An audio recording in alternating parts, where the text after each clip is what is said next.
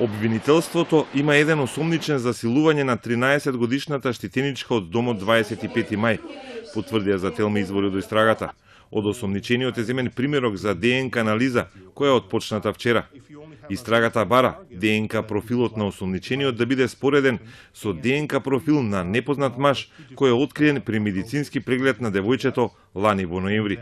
Тогаш малолетната жртва била најдена полугола во безсознание на улица во Велес.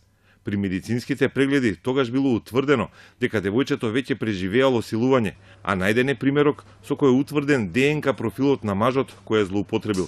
Сите тие податоци биле доставени до Велешкото обвинителство кое работело на случајот, но истрагата ја презе до обвинителството за организиран криминал, откако скандалот со малтретирањето и државната негрижа за девојчето беше објавен од ромска невладина организација од Будимпешта.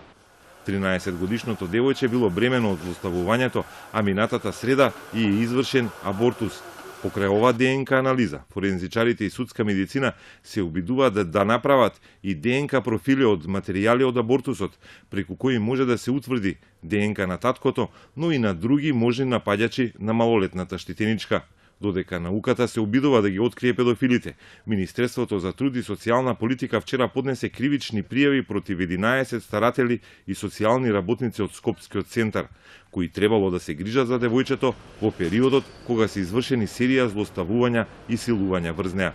Министерството ги товари своите вработени за делата за пуштање на малолетни деца и за несовесно работење во службата.